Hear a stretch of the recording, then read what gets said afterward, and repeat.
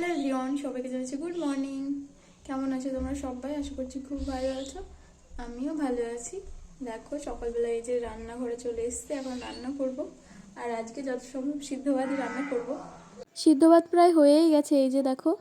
তো গাইস, এখন দুপুর হয়ে গেছে। দুপুরবেলায় আমি এখন রান্না করছি একটু নুডলস, আর ডিমও ভেজে নিয়েছি, নুডলসের উপরে দিয়ে খাবো।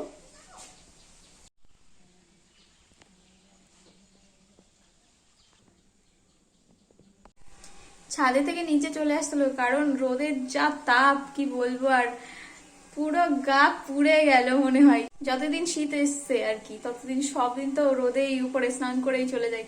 আর এই যে কালো হয়ে গেছে পুরো, একদম পুড়ে পুড়ে।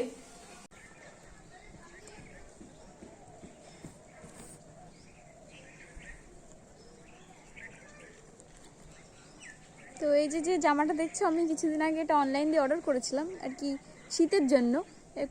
জামাটার কাপড়টা অনেকটাই মোটা, হালকা শীতে পরা যাবে ভালো। তো এটা একটু সেলাই করতে হবে, এটা ফিটিংস হয়নি আমার। তো অনেকগুলো জামাই সেলাই করতে হবে, ওগুলো নিয়ে এখন ছাদে এসে বসেছি। বিকালবেলা এমনি বসেই থাকি, শুয়ে বসেই থাকি ছাদে।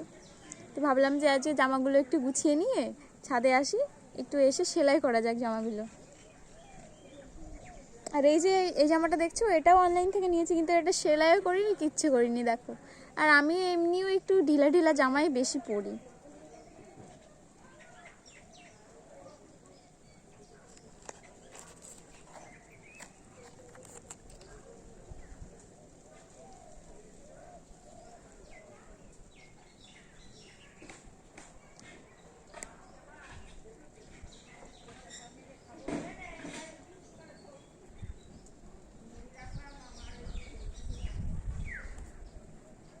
আর এই জামাটার একটা জিনিস বেশ ভালো লাগে, কি বলতো, এই জামাটাতে না পকেট আছে দুটো।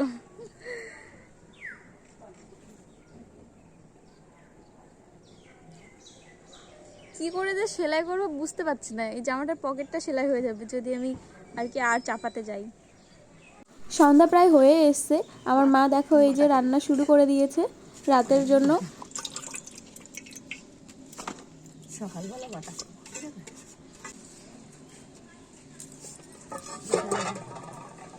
রান্না হয়ে গেছে।